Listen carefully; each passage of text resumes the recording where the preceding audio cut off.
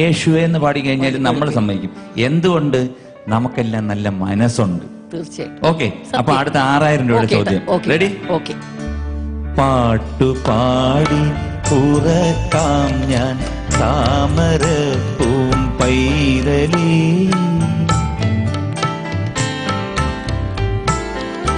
കേട്ടു കേട്ടു നീയുറങ്ങൻ കരളിന്റെ കാതലേ, കരളിന്റെ കാതലേ.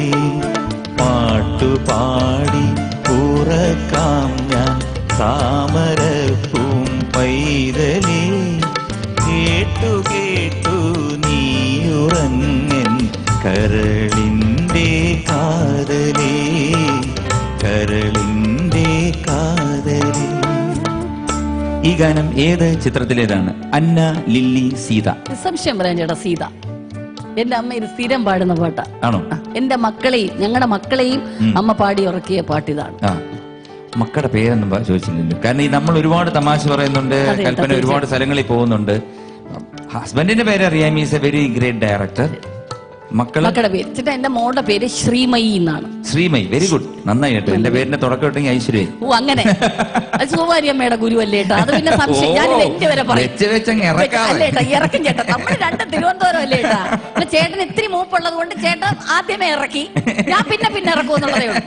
മോള് ശ്രീമയി എന്ന പേര് മോക്ക് എന്തുകൊണ്ടെന്ന് വെച്ചാല് നമ്മള് ആദ്യം വിചാരിച്ചിരുന്ന പേര് മാതങ്കി, അങ്ങനെ ഒത്തിരി പേര് വെച്ചിരുന്നു, ഗോപിക, ദേവിക എന്നൊക്കെ. അപ്പം ഏകാദശിക്കാണ് മോള് ജനിച്ചത്. അപ്പൊ ശ്രീ വെച്ചൊരു പേരിടാം. അപ്പൊ കാരണം ഇപ്പൊ നമ്മള് കുഞ്ഞ് ജനിച്ച് 1 hour നമ്മൾ പേര് പറയണോ? അങ്ങനെ പെട്ടെന്ന് അമ്മയുടെ വായി വന്ന പേരാണ് ശ്രീമയി. ശ്രീമയി നല്ലതാണ്. അപ്പൊ എന്റെ പേരിന്റെ കൂടെ പ്രിയദർശിനി ഉണ്ട്, കൽപ്പന പ്രിയദർശിനി എന്നാണ് എന്റെ പേര്. അപ്പൊ ശ്രീമയി പ്രിയദർശിനി. ശ്രീമയി പ്രിയദർശിനി, രണ്ടും കൊള്ളാം കേട്ടോ. കാരണം എനിക്ക് ഏറ്റവും ഇഷ്ടപ്പെട്ട ഡയറക്ടറാണ് പ്രിയൻ. കാരണം എന്നെ ഒരുപാട് രക്ഷിച്ചിട്ടുള്ള ഒരു വ്യക്തിയാണ്. അപ്പൊ ശ്രീയും പ്രിയനും എല്ലാം കൂടെ ചേർന്ന് വളരെ നല്ലതായിരുന്നു.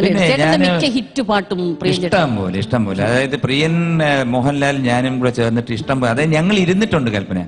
കാരണം ഞങ്ങള് ഈ പാട്ടിന് വേണ്ടിയിട്ട് ഓരോ മാസം ബേണി ഇഗ്നീഷ്യസ്, ഔസേപ്പച്ചന്, SP വെങ്കടേഷ് തുടങ്ങിയ രവീന്ദ്രൻ തുടങ്ങിയ ആൾക്കാരുമായിട്ട് ഇരുന്ന് ചെയ്തതാണ് പാട്ടുകൾ. അല്ലാതെ പാടം അതുപോലത്തെ പാട്ടുകളും അല്ല. ഞാൻ വേറൊരു കാര്യം പറയാം. പാടം പൂത്ത കാലം, ഇതേത് പാട്ടാന്നറിയോ? പൂവേ തിങ്കൾ പൂവേ. പ്രിയൻ മറ്റേ ഇത് വെച്ചിട്ട് അടിക്കുന്ന ഒരു സാധനം ഇങ്ങനെ പറഞ്ഞില്ലേ, ഒരു ഫോട്ടോ എടുക്കുന്നത്. അത് പറഞ്ഞപ്പോ നമ്മള് അങ്ങനെ ചെയ്തതാണ്.